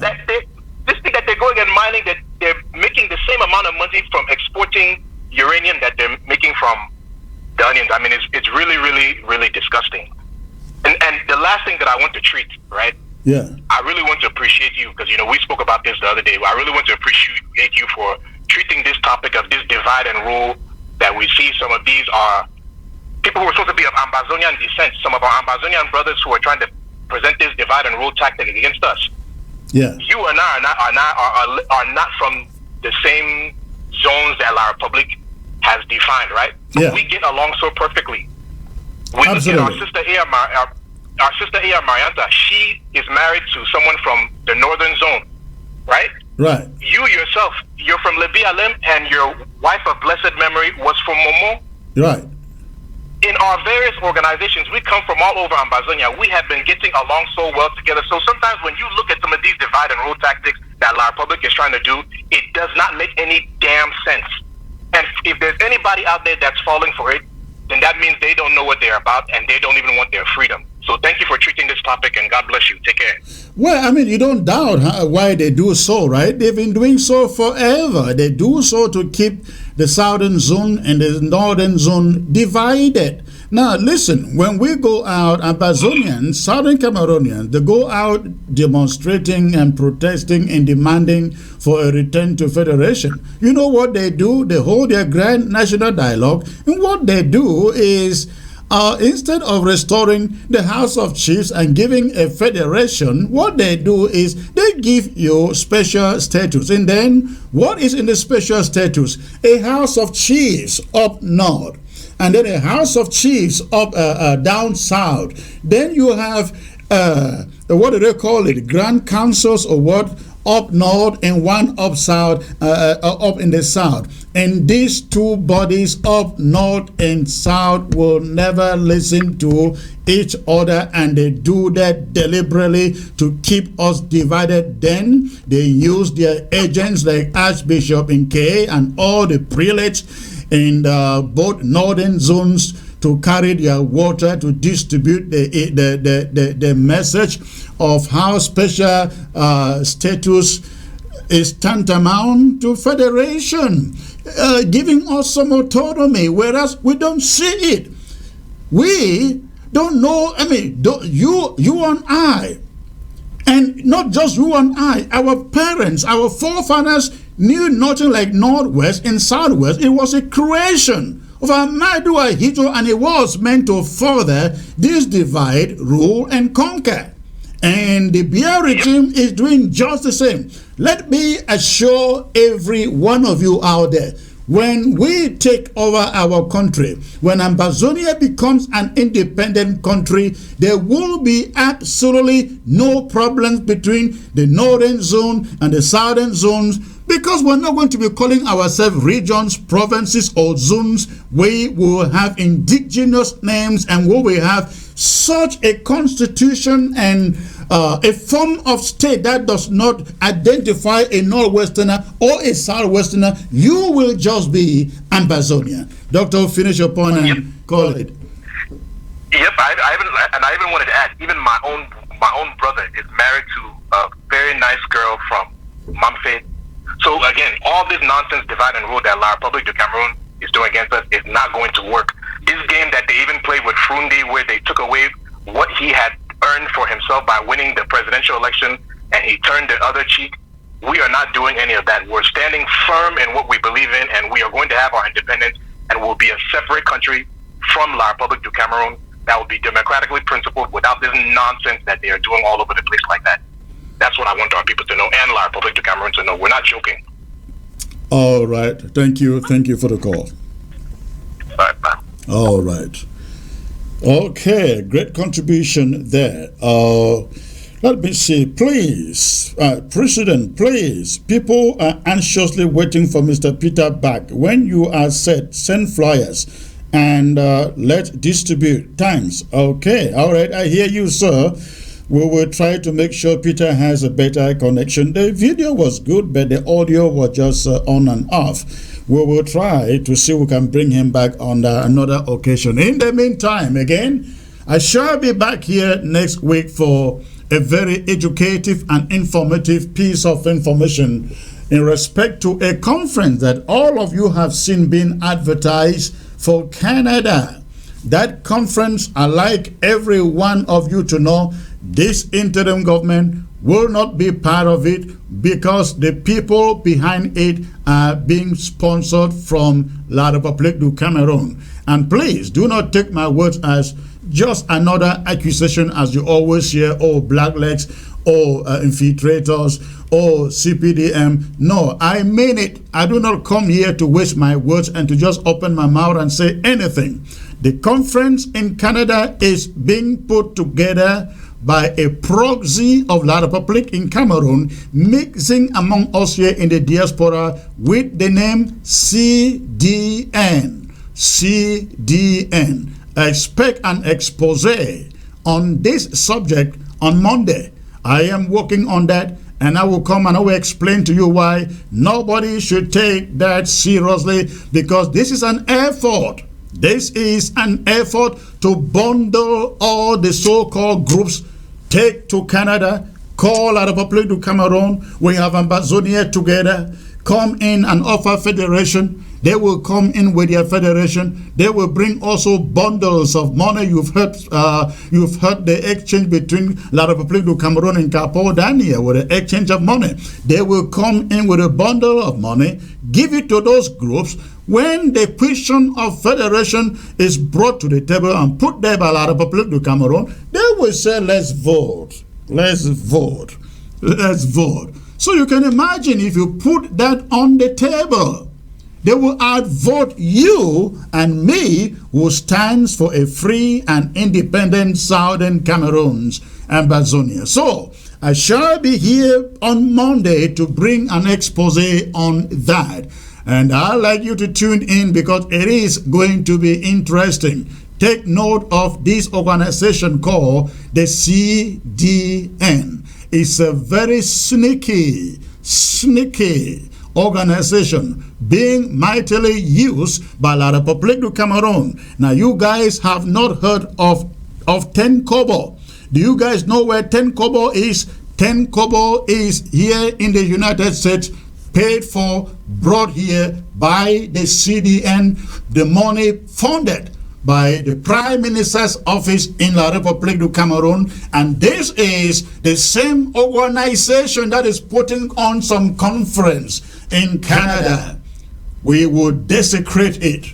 Nobody will sell this struggle. Not after people have suffered and died and they are still in pain. And some people are just hiding behind, conniving to hand us over. Yesterday, there was something called Ambazonia Ground Zero Command, or the APLC. Suddenly, we opposed it. It has died a natural death. Guess who was behind it? The CDN was the one behind it. We oppose it, and suddenly you hear nothing, zero, about Ground Zero Command. So, ladies and gentlemen, ignore what you see being advertised for Canada. It's a setup.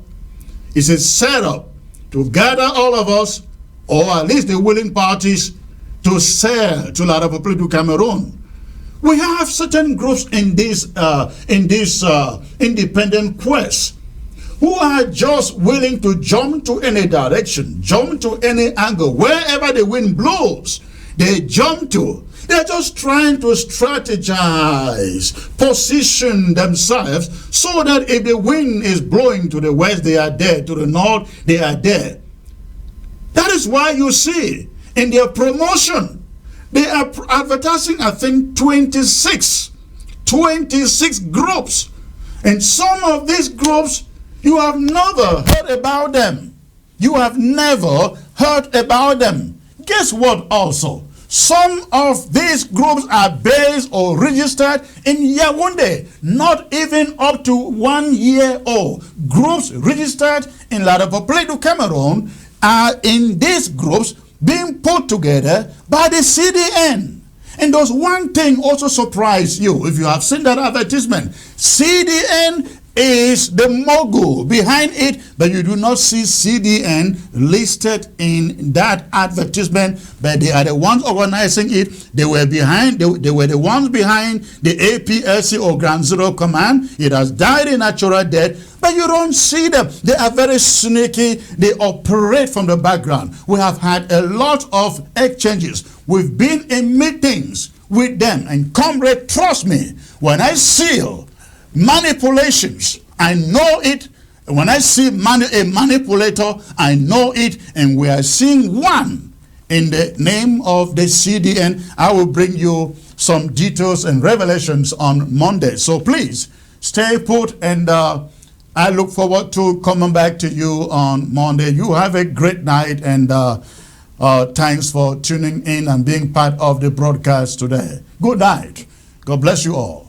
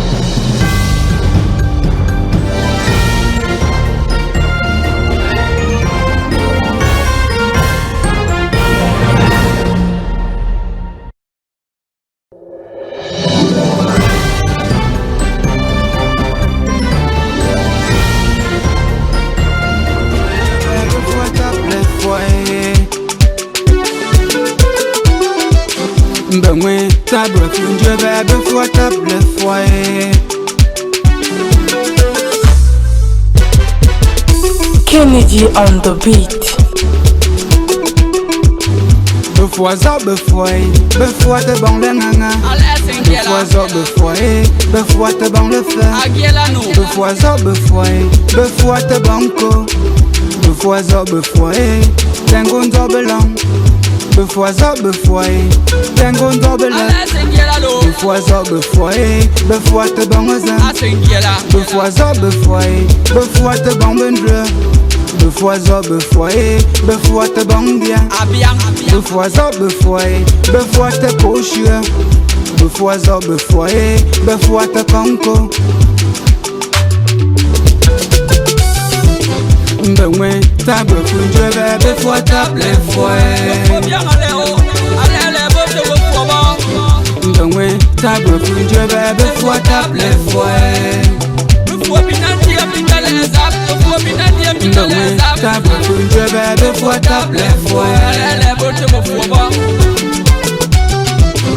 Benwe table funge bebe fois table foyer.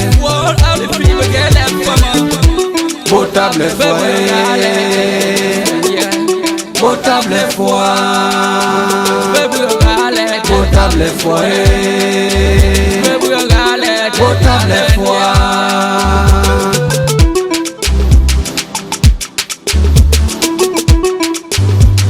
Beau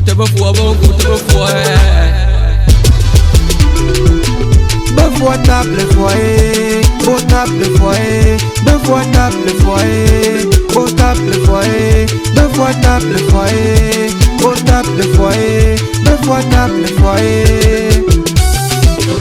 Benwe table funge bebe fois table foyer. Benwe table funge bebe fois table foyer.